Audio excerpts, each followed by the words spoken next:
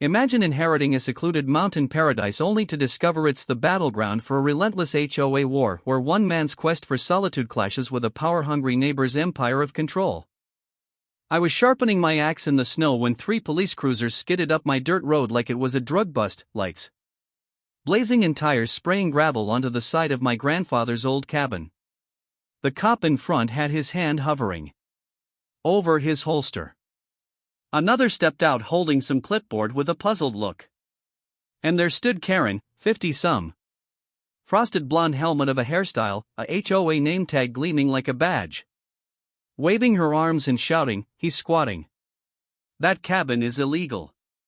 It's a hazard to the entire community." One officer asked me to step away from the axe. I told him gently that the axe wasn't for him. It was for the cedar logs I was about to split. And also, this wasn't a community. It was my private land. He looked confused. Flipped through his clipboard and said, "Ma'am said, this is HOA land." I dropped the axe, pulled the heavy gate shut behind me, twisted the iron lock, and handed him a dusty manila envelope. "You might want to read that before you step any further," I said, voice calm but firm. "Because I own the whole mountain." The moment the cop read the name on the deed and his jaw twitched, Karen froze like a raccoon in a spotlight. She just realized she didn't call the cops on a squatter. She called "The war begins" them on the man who owned the very land under her house. That was how the war began. It wasn't supposed to be a war. I came up here to heal after years of corporate burnout and losing both my parents in the same year. I thought building a life on this land, my grandfather's land, would give me the solitude I needed. He'd passed away years ago, and I only found out he left me the mountain when a call came from a law office in Idaho Falls. Apparently, the old man had acquired this land in pieces over decades. Every spare check poured into border expansions, buying out failing campsites and dead ranches from families who'd given up the rugged life. It had been stitched together like a quilt, rough and sprawling, and just barely fell outside the jurisdiction of the nearby subdivision that Karen's HOA governed. I thought the location was perfect. No neighbors, no traffic, just birds, snow, and trees. But a few years I thought the location was perfect ago, Karen and her crew had moved into the foothills below the North Ridge and decided their HOA had jurisdiction over the upper trail zones, which included, fortunately, my land. The mistake they made was assuming silence meant permission. When I first rebuilt the mistake they made cabin, nobody bothered me. I kept to myself, cleaned up the old well, repaired the porch, even cleared brush from the common fire line that extended beyond my boundary just to be a good neighbor. But the moment I ran a line of solar panels up the hill and raised a steel-framed gate across the old logging road, Karen declared that I had modified communal land without consent. I had no HOA membership, no dues, no agreements, nothing. But she didn't care. It wasn't about rules. It was about control. That first police visit didn't end in cuffs. But it didn't end in peace either. They asked me to just be civil and cooperate while the matter gets reviewed, which meant Karen would harass me and I was expected to smile through it. I didn't. I didn't smile. I called my lawyer. The next week, I got hit with printed citations. Phony ones with the HOA's letterhead accusing me of unsanctioned construction, excessive use of natural resources, and the hilarious visual contamination of the ridgeline. I laughed so hard I nearly dropped my coffee. But Karen wasn't joking. She had her minions, a parade of power-hungry retirees, leave nasty little notes wedged into my gate. She sent drones to Karen's minions fly over the cabin and take pictures. One day, I found a woman photographing my outhouse from 20 feet away. She claimed she was documenting zoning violations. I told her she was trespassing and she yelled back, "You're not allowed to have pets over 60 pounds in this zone." I said, "Lady, that's not a pet. That's a wolf." And let Brutus growl loud enough to shake her fanny pack. But here's the I didn't retaliate thing. I didn't retaliate. Not at first. I just kept documenting everything. I had cameras up, logs of every call and visit, and records of the fake citations. Because while Karen thought she was playing HOA Queen, I was playing chess. And I had something she didn't know about my grandfather's real estate legacy. You see, he didn't just leave me a cabin. He left me a folder. In it were dozens of purchase records, maps, boundary surveys, and an active mineral rights claim. He'd never told the family. Said it was just for the future. Karen's entire subdivision, every last fence and mailbox, had been built without knowing the true shape of the northern border. Which meant her war wasn't just a nuisance. It was legally dangerous because the more she attacked me, the more evidence I collected, and the more I realized she had no idea I could crush her HOA with one hearing. But I didn't want revenge. Not yet. I wanted peace, solitude. I wanted to sit. I wanted peace, solitude on the porch my grandfather built and hear the wind whistle through the pines. I wanted to build something honest. But when peace is mistaken for weakness, the mountain teaches you to fight in silence. So when the cops came that morning and Karen stood smug behind them, believing she'd finally evicted the phantom mountain man she couldn't control, I gave her the first of many surprises. And it wouldn't be the last. Because what she didn't know, what none of them knew, was that the mountain had always kept secrets, and some of them were buried just beneath the frostbitten soil, waiting to make themselves known. The cabin hadn't seen a soul in nearly 2 decades when I first drove up that winding, broken trail with my truck. Loaded down with lumber, tools, and a stubborn belief that isolation could heal what grief had torn apart. I still remember the way the wind smelled when I stepped out that day. Sharp with pine, thick with moss, and old like something ancient was watching. The structure itself was half rotten, leaning like a drunkard into a thicket of brush. Windows shattered, and door hanging by a single rusted hinge. It didn't matter. I'd seen pictures of it in a leather-bound photo album. I'd seen pictures of it in a leather-bound photo album my grandfather had kept tucked beneath the floorboards of his old house inn, but that album was the only warning I got that the man had left behind more than stories. After he passed, I was sorting through his belongings, expecting nothing but debts and dusty memories when I stumbled across a yellowed envelope taped to the underside of a drawer in his nightstand. Inside was a letter, hand-scrawled in blocky, uneven print, and a single key. Small brass, with the word Ridge etched into the side. The letter said, "The world's too loud. This is yours now. She's old, but she's honest. Treat her." I didn't understand what he mean. Kind. I didn't understand what he meant until I found the folder. It was buried in a safe deposit box under my name that I didn't even know existed. Only discovered after a call from a lawyer who'd tracked me down after seeing the will. Turns out my grandfather had been quietly acquiring parcels of land in a forgotten valley over the course of 40 years. Small lots, sometimes only a few acres, but all adjacent and carefully chosen. He'd worked railroads, mines, and logging jobs, saving pennies. And when everyone else moved to the cities, he stayed back and bought land no one wanted. What he left me wasn't just a cabin.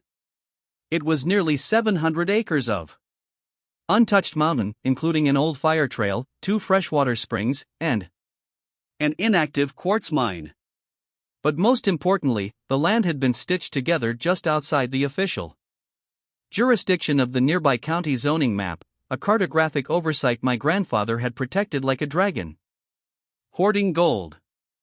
No one had noticed because he'd never registered the full survey with the local offices. It was all filed federally. When Karen's subdivision popped up in the early 2000s, they never saw the ridgeline. Property hidden under layers of expired permits and overlooked land record. That oversight was exactly why she now thought I was squatting. She believed I had stumbled into the wilderness and staked a claim. The irony was delicious. She was standing on a ridge. She thought her HOA maintained while the legal documentation in my glove compartment said otherwise.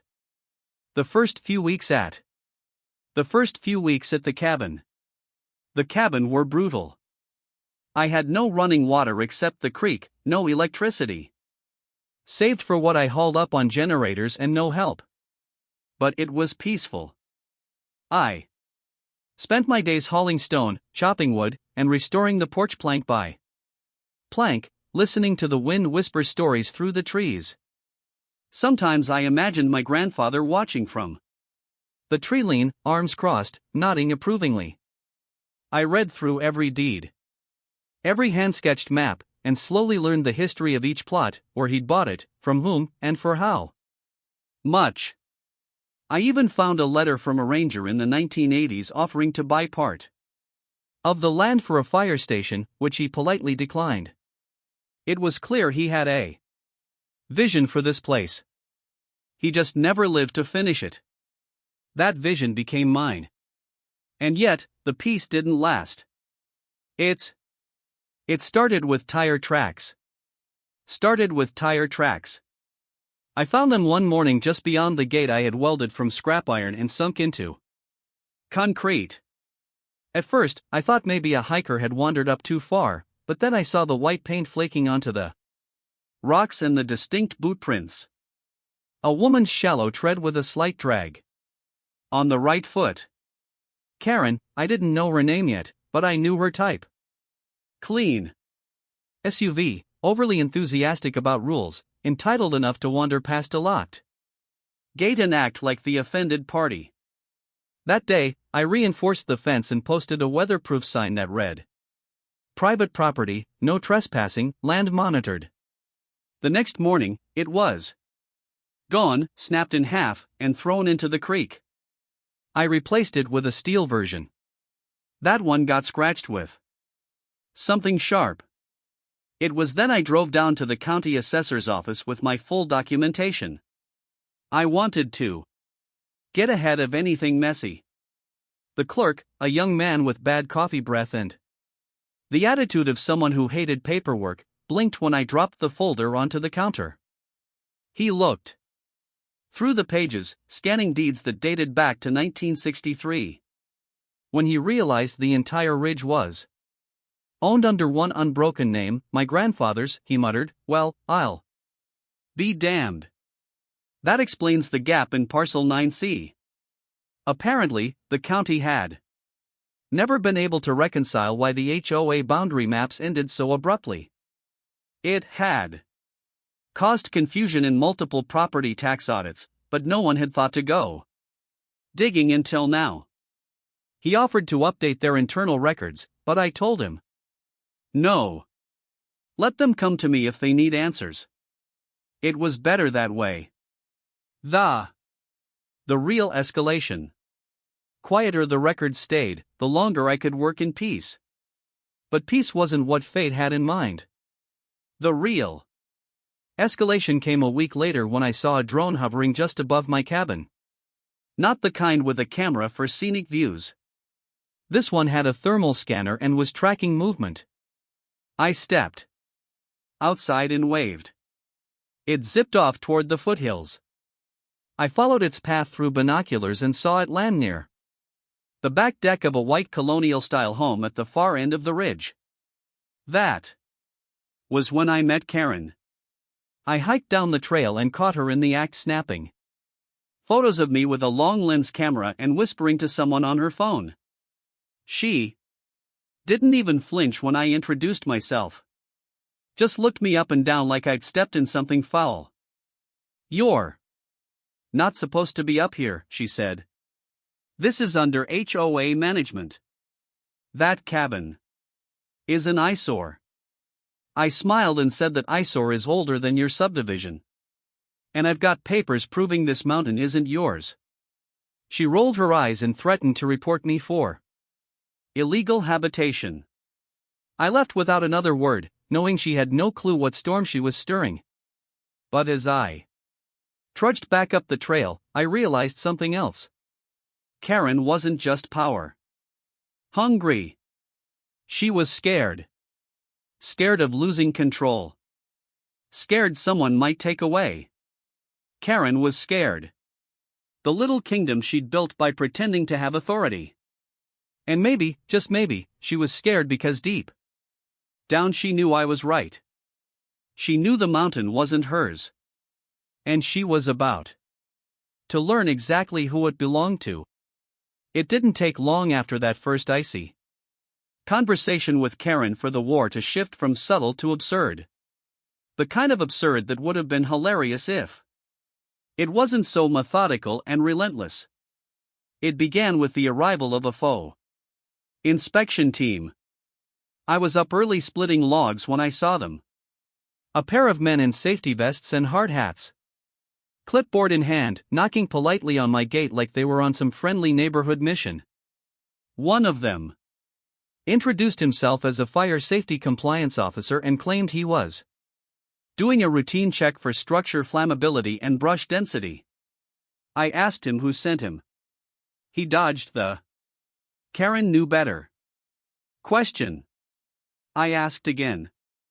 The other guy shifted his weight and mumbled something about HOA community grants for wildfire protection. That's when I knew it was Karen. I smiled, told them they could absolutely inspect the perimeter as soon as they presented jurisdictional documentation proving their authority on my land. Of course, they had none. They shuffled away quickly, pretending to be offended, and I caught a glimpse of Karen's silver SUV parked down the trail, with her window cracked open. She thought this was intimidation. I knew better. She was testing my boundaries, probing the edges of my patience like a kid poking a dog through a fence, hoping to provoke a bite she could report. That week, I found 3 printed citations taped to my gate. The letterhead looked official, but the language was full of red flags. Terms like exceeding visual harmony, non-compliant decorative choices, and overuse of environmental contrast. I laughed out loud at that. 1. Apparently, the shade of my cabin roof tiles didn't fit the approved aesthetic spectrum of the Highlands subdivision. Never mind that my cabin existed long before their HOA bylaws. Did I never mind that their authority ended nearly half a mile south of my front porch? Karen didn't care about legality. She cared about control. And when control slipped through her fingers, she clutched tighter, no matter how ridiculous the methods. The next escalation came in the form of surveillance. I was walking the trail to check for down limbs when I spotted a drone hovering again. Only this time, it wasn't tracking. It was stationary, high in the trees, almost disguised against the pines. I used a scope to get a better look. Sure enough, there was a camera mounted underneath, pointed directly at my cabin. I waited until dusk when the battery would start to wear down, then used a slingshot and a handful of gravel to knock it loose. It came crashing down with a hiss and a pop, the propellers still spinning as I retrieved it from a snowbank. The memory card inside told me everything I needed to know. Hours of footage showing me chopping wood, sitting on the porch, installing solar panels, and even brushing Brutus down near the creek. Karen had been watching me like a hawk. And not for safety. This was personal. I reported it to the sheriff's department. Karen had a pattern. Who chuckled and said, unless I had footage of it flying over, they couldn't do much. But hey, the deputy added. You're not the first she's gone after, just the first that didn't back down. That last part stayed with me. Karen had a pattern. she'd gotten her way for years by weaponizing rules no one questioned, bluffing authority, and intimidating people who didn't know their rights. And when someone finally stood firm, someone with actual legal ground beneath his boots, she didn't change strategy. She doubled down. So, I prepared accordingly. I set up motion, triggered cameras along the trail, installed a second locking gate a few hundred feet farther down the fire road, and reinforced the cabin's perimeter with a few quiet upgrades my grandfather would have approved of. But what I didn't expect, what caught me completely off guard, was the fire report. One cold morning, I was sipping coffee on the porch when I heard the unmistakable sound of sirens. Not one, not two, but 3 fire trucks barreled up the ridge, their tires groaning against the frozen dirt, followed by a Forest Service Jeep and a water truck. I stood confused, waving my arms as they came to a stop just short of the gate. A man in a jacket marked Incident Commander leapt out, asking me if the blaze was contained. I told him there was no fire. He looked skeptical, said a call had come in from the HOA about visible smoke rising from a structure matching my cabin's description. I invited him in. He radioed his team to hold and followed me up the path. Sure enough, no smoke. No flame, not even a burned log in the fire pit. I showed him the burned barrel. Sealed and cold, the chimney stack swept in clean. He scratched his head, muttered something about false alarms, and apologized. I asked if the caller's name was listed. He hesitated, then said, "Anonymous tip, but let's just say this happens whenever there's a board meeting down in the subdivision." I knew exactly what that meant. Karen had used the emergency line to manufacture a violation. What she didn't realize was that every call like that got logged. Every misuse of public resources left a paper trail, and I was collecting receipts. After the trucks left, I sat back down and opened my grandfather's. Karen didn't just want the ridge folder again, flipping through pages until I found the one I was looking for, a mineral rights document, dated and notarized, showing full access to the ridge and its underground resources. I hadn't paid it much attention before, but now I realized its significance. Karen didn't just want the ridge because it offended her eyes. She wanted it gone because her entire HOA stood on the edge of my grandfather's forgotten empire. If word got out that their zoning map was flawed, that a private owner held historical mineral rights adjacent to their development, it could cause chaos for home values, resale contracts, even tax code. This wasn't just about aesthetics anymore. It was about liability. Karen wasn't just trying to silence a nuisance neighbor. She was trying to bury a threat. But I wasn't about to be buried. Not by a woman with a clipboard and a shaky grasp on jurisdiction. I began building my case. Every drone flight, every false citation, every unwarranted visit from supposed inspectors. I backed up camera footage, made copies of county survey records, and even started logging conversations with locals who had their own stories about Karen's overreach. A man who'd been fined for parking a canoe upright on his deck. A woman forced to repaint her mailbox 3 times in one summer. A retired couple driven out because they planted wildflowers outside the designated bloom zone.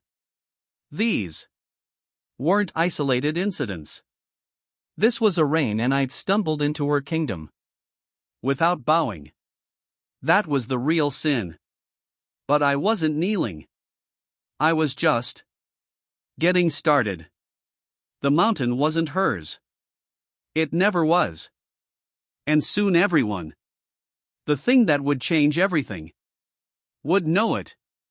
The snow had started to melt into thick, muddy tracks around the base of the cabin. When I discovered the thing that would change everything, the kind of discovery that doesn't just turn the tide of a feud, but rewrites its entire foundation. It began innocently enough with a stubborn root that kept tripping me every time I hauled logs toward the shed. I decided to dig it out one morning, sick of slipping and cursing under my breath. I brought out a shovel and started slicing into the frozen soil, not expecting anything more than some twisted roots and perhaps a few old beer bottles from the days my grandfather still had a pulse. But the shovel struck metal, a dull thud that vibrated up my arms like a warning bell. I cleared the dirt, and there it was, buried just beneath the frost line, a rusted steel box the size of a small suitcase. It had no markings, just a lock that had long since given up the fight against corrosion. I lugged it inside and cracked it open with a crowbar and a little help from Brutus' jaw strength. And inside I found maps. Dozens of them, hand-drawn, some faded to the point of being nearly illegible. Others marked with notes in my grandfather's square, blocky handwriting. There were boundary lines, mineral overlays, surveyor annotations, and most damning of all, an entire folder labeled simply HOA. It was dated 2003, 2 years before the subdivision was officially listed on the county's website. That was the first red flag. Inside the folder were meeting notes, photocopies of letters between developers and a local contractor, and an envelope that made my heart stall.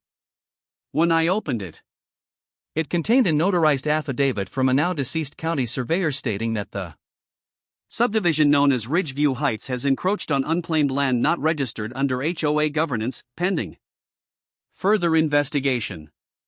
There were highlighter marks circling parcels that directly overlapped with my grandfather's mineral rights.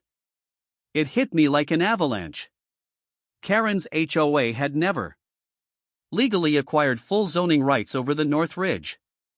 Their boundary lines were drawn based on a faulty survey, and nobody ever caught it because the deeds were scattered across multiple filings under an old mining cooperative my grandfather had used.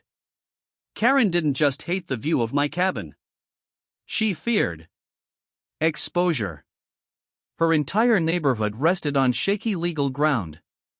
And the minute someone like me came along with a legitimate title, it put every house value, every property tax record, and every HOA fee at risk of litigation.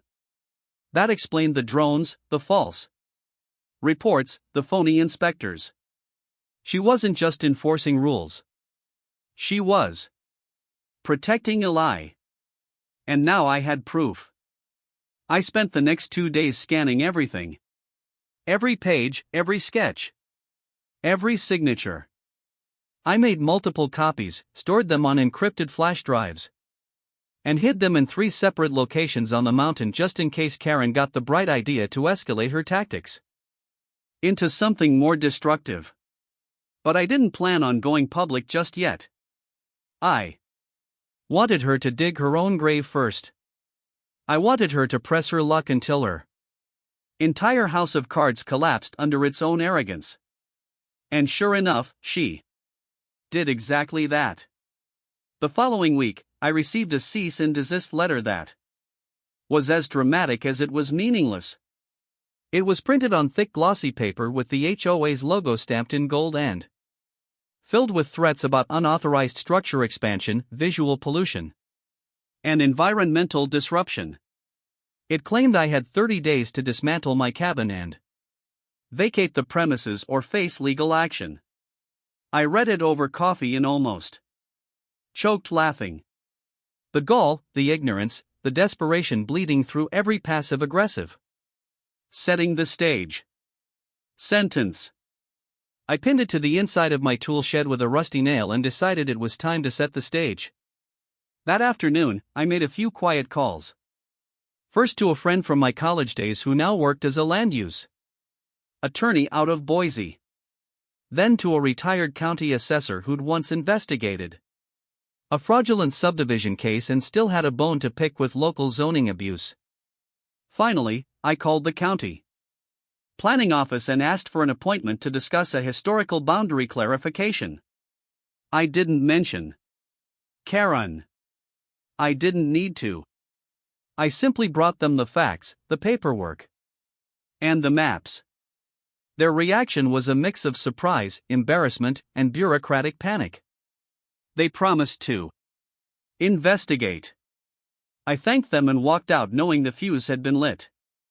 While I waited, I decided to bait Karen into making one final mistake. I installed a small wooden deck on the north side of the cabin, just enough to catch the sunrise and make a nice spot for morning coffee. I built it legally within all codes and well within my boundary lines. But I knew how it would look from the HOA trail above the ridge. Like a new construction, a fresh violation, an open challenge. Karen didn't disappoint. 3 days later, she showed up at the gate with 2 other HOA board members and began shouting across the fence, demanding to see my permit. I told her calmly that she was trespassing and that I had no obligation to answer to a homeowners association I didn't belong to. She began recording on her phone, narrating the encounter like it was a wildlife documentary, describing me as a dangerous squatter escalating his illegal occupation of protected community land. I smiled and pointed to the sky. She looked up just in time to see my own drone buzzing overhead, capturing every word. Then I handed her a copy of the original land deed. You might want to take a look, I said, before you go live on social media with a lie that could cost your entire board their positions. She took it, hands shaking, eyes scanning the page, and her face drained of color. She muttered something, turned on her heel, and stormed off, her allies trailing behind her like deflated parade balloons. But I wasn't done. I sent copies of the land records and the mineral rights affidavit to every homeowner in Ridgeview Heights with a cover letter explaining their homes might be on improperly zoned land. I didn't accuse.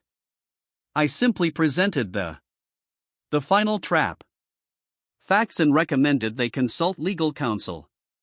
The fallout was immediate. Karen's phone blew up. Board members began resigning. Someone started a petition to audit the HOA's finances and election history. Rumors swirled about backdoor deals and falsified permits, and the once feared Karen, queen of citations and community walkthroughs, found herself isolated and silent. But I wasn't celebrating yet, because what I had uncovered under the cabin was more than just a legal blunder. It was the smoking gun in a long-buried scandal. And I knew Karen wasn't the only one who would want to bury it again. The mountain had a way of keeping secrets, but I wasn't about to let this one stay buried. Not this time. Not with everything my grandfather had built on the line. Not when the truth was finally rising from the dirt. I spent the next week preparing the final trap. Not with tricks or vengeance, but with cold precision and a timing that would make my grandfather proud. Karen had pushed hard, screamed louder, and acted more recklessly with each passing day. But what she didn't know was that every email she sent, every notice she posted, every drone flight and recorded tirade had been carefully documented, filed, and backed up in a digital vault I had titled Mountain Dominion. What had started as a simple feud over my cabin had evolved into a full-scale legal and reputational wildfire, and I was done playing defense. It was time to set the final piece in motion. I decided to host what I called a compliance demonstration for the community, a casual event meant to showcase my property improvements and address any lingering confusion about my legal status. I crafted the invitation with meticulous wording, made sure copies reached every mailbox in Ridgeview Heights, and even sent an open invitation to the HOA board, local officials, and the sheriff's office. I made sure Karen received hers in a gold envelope. It was polite, neutral, and vague enough to pique her paranoia. She couldn't resist. On the day of the event, the weather was picture perfect. The kind of clear blue morning that made the mountains glow like ancient monoliths and cast long shadows through the pines. I had set up a few folding chairs around the fire pit, laid out hot coffee and sandwiches on a wooden table, and even had a folder of my land documents printed and laminated for display. By noon, curious residents began arriving, most of them wide-eyed and awkward as they stepped through the lowered gate and took in the view from the ridge. Many admitted it was their first time setting foot on the northern section. Some were skeptical, others embarrassed. A few whispered apologies under their breath. Then came Karen. She arrived fashionably late, flanked by her last two loyal board members, wearing a blazer far too formal for the mountain terrain and a frozen smile that couldn't hide the twitch in her jaw. She didn't greet anyone, just marched straight to the table, eyes darting over the documents, searching for a flaw she could tear into. But I had laid everything bare, every deed, every notarized record, every map and affidavit lined up like chess pieces. For every page she squinted at, a corresponding one sat beside it from a third-party source. The county, the Federal Survey Archive, the Mineral Rights Board. She couldn't deny a single word. The sheriff arrived not long after, nodded politely to everyone, and walked over to me. "Got your email," he said, patting the folder I'd sent him earlier in the week. "Looks like you've done your homework." I thanked him, then turned to the small crowd that had gathered. "Appreciate you all coming," I said. "I know there's been a lot of confusion. I figured the best way to end that is with transparency." I walked them through the history of the land, how my grandfather had built the cabin, how he'd assembled the parcels over decades, how the HOA maps had overlooked this entire section due to a misfiled survey. I explained the mineral rights, the historical significance, even pointed out the old fire trail that had once served as an emergency path during a 1979 forest fire long before Ridgeview Heights even existed. Most people listened quietly. Some asked questions. But all of them, every last one, kept glancing over at Karen. She was turning Linda Carver red, then white, then that strange shade of pink that looks like it might boil over into something public and regrettable. She tried to speak twice, but I held up a hand and said, "Karen, I promise you'll get a chance to speak, but first, I've invited someone who can clear all of this up far better than me." And with that, I turned as a black SUV rolled up the trail. Out stepped a woman in her 60s with a briefcase and the kind of no-nonsense expression that screamed former federal agent. Her name was Linda Carver, a retired zoning auditor and legal consultant who'd worked with the State Land Commission for over 3 decades. I had hired her privately to do a complete review of the HOA's original filings. And she wasn't just thorough, she was lethal. She stepped up beside me and addressed the crowd. After reviewing the relevant documentation provided by Mr. Wyatt Hayes, she began, "I have concluded that the property in question, as well as significant portions of what Ridgeview Heights, HOA, currently claims as common land, fall entirely outside their legal jurisdiction." Gasps spread through the crowd. Karen's mouth opened, but no sound came out. Linda continued.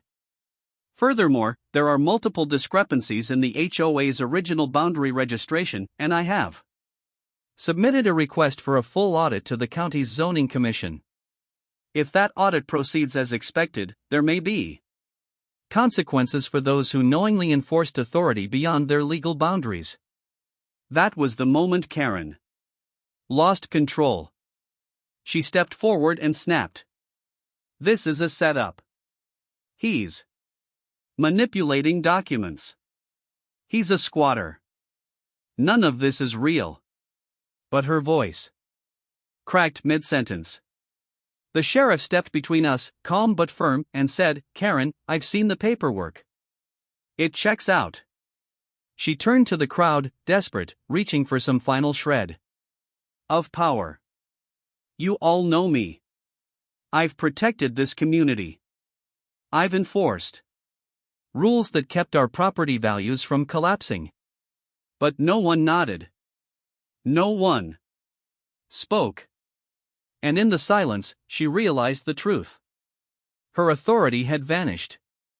The moment someone dared to shine a light on it. Her HOA empire wasn't built on strength or facts. It was built on assumption, fear, and a paper map with bad lines. I watched as the fire drained from her eyes, and for the first time, I almost felt sorry for her. Almost. After the crowd dispersed, a few residents came up to thank me. Some even asked if I'd be willing to help them organize a review of the HOA's bylaws. I gave them copies of the documents, told them where to start, and promised I wasn't interested in revenge, just clarity. As for Karen, she left without another word, her blazer streaked with dust, her legacy unraveling like a badly sewn seam. And as the sun dipped behind the ridge, casting golden light across the porch I'd rebuilt with my own hands, I leaned back in my chair, sipped a cup of hot coffee, and thought about how my grandfather always said the mountain didn't belong to the loudest voice. It belonged to the one who listened long enough to understand it. And now, finally, it was speaking for itself. I thought that would be the end of it. I really did. After the public unraveling of Karen's empire and the humiliating exposure of her overreach, I believed she'd finally go quiet, lick her wounds in private, and maybe even resign and disappear like a puff of smoke after a hard rain. But what I hadn't accounted for was just how deeply her obsession ran. For people like her, control isn't a preference. It's a lifeline. And when that lifeline snaps, they don't retreat. They flail, clawing at anything nearby, even if it means burning everything down around them. It started subtly at first, almost as if she was trying to reassert her presence without being obvious. Some of my mail began arriving torn or wet. Packages that were once delivered without issue now came weeks late or not at all. The delivery guy, a kid named Kyle who drove a beat-up Subaru, pulled me aside one morning and told me he'd been told to avoid making drops near the upper ridge. When I asked who told him that, he just shrugged and said some woman in the subdivision had posted flyers at the post office bulletin board declaring my land under review for zoning violations. I checked myself. Nothing of the sort existed on public record. I called the postmaster. He confirmed the flyers and had removed them, calling them a breach of public service neutrality. But it was a warning.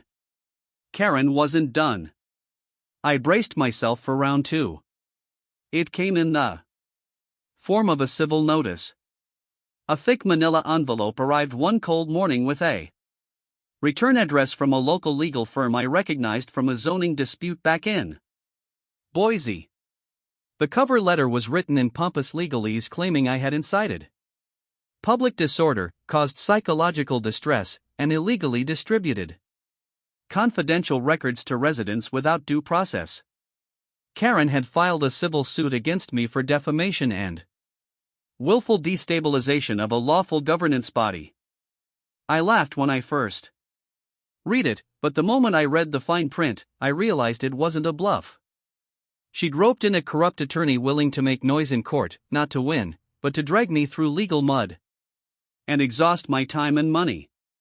I called Linda Carver. She reviewed the complaint, the gate, and told me not to worry that the entire case was a brittle structure waiting to collapse under scrutiny. Still, I had to respond. I had to lawyer up. And suddenly I was spending hours each day preparing counter documents and affidavits when I should have been chopping wood or checking the fences. Karen had weaponized the system itself. But the worst wasn't the lawsuit. It was what came next. One evening just after sunset, I was returning from the South Creek where I'd been clearing debris from the trail when I noticed something strange. The gate. My outer gate, the one with the heavy chain and reinforced hinges, was slightly ajar. At first, I Assumed it was wind or maybe a misaligned latch. But when I walked closer, I saw fresh tire tracks in the dirt. Not the wide, deep grooves from my truck, but narrow, shallow ones, more like a cruiser. I checked my cameras and found one had been disabled. Another had been knocked sideways. My stomach tightened. I climbed back toward the cabin with Brutus pacing at my side. Ears perked. Every muscle tense. I didn't see anyone, but something was off. Inside, the firewood pile was disturbed. My tools had been touched. Nothing stolen, nothing broken, just disturbed, like someone had walked through and wanted me to know it. The next morning, I filed a report with the sheriff. He showed up in person, a man I'd grown to trust. And after looking at the footage and the tire marks, he asked me a strange question. "Do you know Deputy Harris?" The name rang a faint bell. The sheriff explained that Harris was a reserve deputy who'd done part-time patrols in the county. Young, eager, and more worryingly, closely connected to one of Karen's board members. He'd been seen recently near the ridge in uniform, despite not being on any official call. My gut turned. Karen wasn't just suing me. She was trying to make me feel unsafe. She was playing with fear now. So, I fortified. I added another layer of steel reinforcement to the gate. I installed new cameras with satellite backup. I contacted a legal defense fund that specialized in property rights and explained the entire situation. And then I did something I hadn't done in months. I went down the mountain and visited the town hall in person. I requested public records under the Freedom of Information Act. And what I found buried in the zoning archives made everything click into place. There among the stack of old applications was a letter from 2002 requesting emergency road access through undeveloped highland territory in case of wildfire. The applicant, Ridgeview Heights, HOA. The land referenced, my grandfather's ridge, and the contact listed, Karen's husband, the man who had mysteriously died in a logging accident 2 years later. The whole thing reeked of backdoor negotiations. The HOA had planned from the beginning to annex that land. When the deal fell apart, they ignored it. And when my grandfather passed, they assumed it was finally unclaimed. Karen had been building her little kingdom on the bones of a failed land grab. I now understood her desperation. If this ever reached the courts or the press, it wouldn't just be about property lines. It would expose decades of shady back-channel zoning, potential fraud, and public trust violations. It could spark lawsuits from homeowners who'd unknowingly built on compromised land. And I held the key to all of it. The next time Karen tried to enter the property, she didn't come with a drone or a deputy. She came alone. I heard her SUV before I saw her. That familiar purr of entitlement rolling up the trail. I stood by the gate, arms crossed, Brutus at my heel. She got out. Slowly, face tight with something that looked like rage and fear all mixed together. She didn't say a word at first, just looked at me like she was searching for a version of this reality that gave her control again. Finally, she spoke. "You don't understand what you've done." I said nothing, just stared. She continued, "You've made enemies, not just me. You've stirred up things that were better left buried." I told her I didn't bury things. I pilt. She stepped forward as if about to say something else. But then she looked at the gate, at the cameras, at the signs. That now made it clear she couldn't bully her way through anymore. She paused, then turned and got back into. No threats, just silence. The SUV. No threats, no screaming, just silence. The kind of silence that precedes something bigger, something final. As I stood there watching her drive away, I felt it. This wasn't over. Not yet. Karen had one last card to play, and the mountain, ancient and unmoved, was waiting to see who would break first.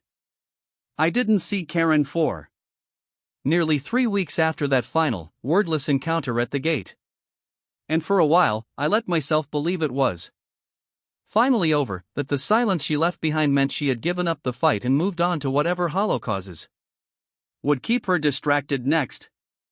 But the mountain has its own rhythm, its own way of revealing truth, and I should have known better than to mistake calm for peace. The weather had started to turn, spring creeping up through thawing soil and coaxing wildflowers to life in the cracks between rock and root. I'd been preparing the cabin for the seasonal runoff, reinforcing the creek bed, and repairing a few flood barriers farther down the trail. Life had begun to feel almost normal again. The kind of quiet I came here for had started to return. But peace isn't something people like Karen let others keep without a price.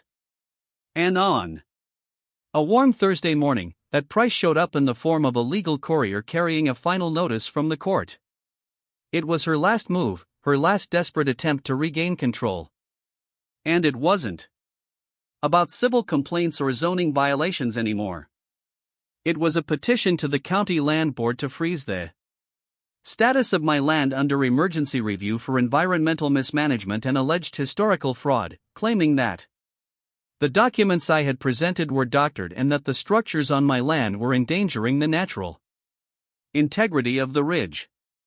It was full of baseless claims, but it had one dangerous component: an attachment signed by a junior commissioner I'd never heard of, agreeing to temporarily suspend all development activities on my land pending a hearing.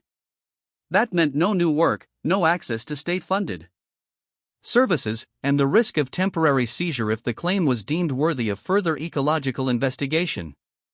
It wasn't a win for her, but it was a calculated delay tactic. And in the bureaucratic world of rural land disputes, delay is a weapon as effective as any. It had the potential to strangle my time, drain my resources, and trap me in a legal cycle of constant defense. And for the first time since this began, I felt a genuine flicker of fury. Not because she was trying to beat me, but because she had crossed the final line, willing to damage the mountain itself, just to wound me. That night, I didn't sleep. I went through every file I had.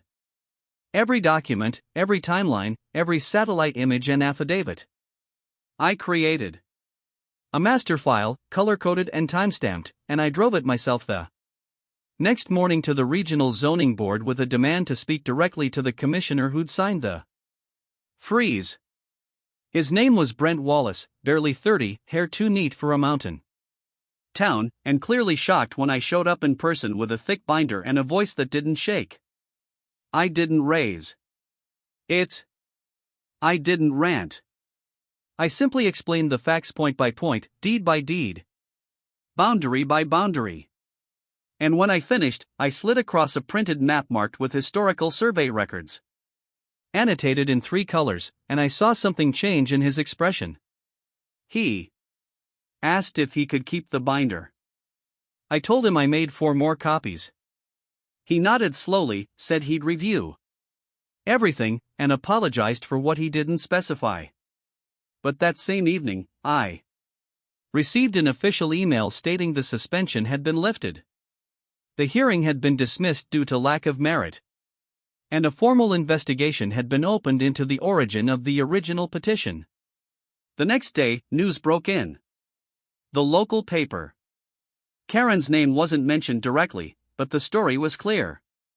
A rogue HOA leader had falsified zoning concerns to interfere with protected private land, and the county had launched an audit into how the petition had reached approval without standard review. Word spread fast. Within 48 hours, the Ridgeview Heights board held an emergency meeting. I didn't attend. I didn't need to. The Reports came up the trail like whispers on the wind. Karen was forced to resign. Her remaining allies abandoned her. The HOA was placed under temporary external oversight while the county reviewed every financial record, every vote, every complaint ever filed under her name. The subdivision entered a kind of stunned silence, as if the whole community had suddenly realized they'd been sleepwalking under her rule for years. A few days later, a former board member hiked up to the cabin. A man named Terry who once screamed at me about trail erosion and fence height. He brought a pie his wife had baked and said he wanted to apologize. I accepted. Not because I needed to, but because I knew that sometimes the best revenge is simply to let people realize the truth on their own. Karen vanished not long after. Her house went dark. A for sale sign appeared on her yard and no one spoke her name again. The mountain, once tense and buzzing with conflict, exhaled slowly and returned to its rhythm. And with the quiet came clarity. I made a decision I'd been thinking about for a while. I wouldn't just defend this land. I'd honor it. I filed for a historical landmark designation for the ridge. Based on my grandfather's original documents and the role his fire trail played in the 1979 emergency response. It was approved. That designation meant that no HOA, no developer, no desperate suburban empire could ever touch it again. I turned the cabin into a rest station for trail hikers and a teaching site for local conservation groups. Schools began organizing field trips.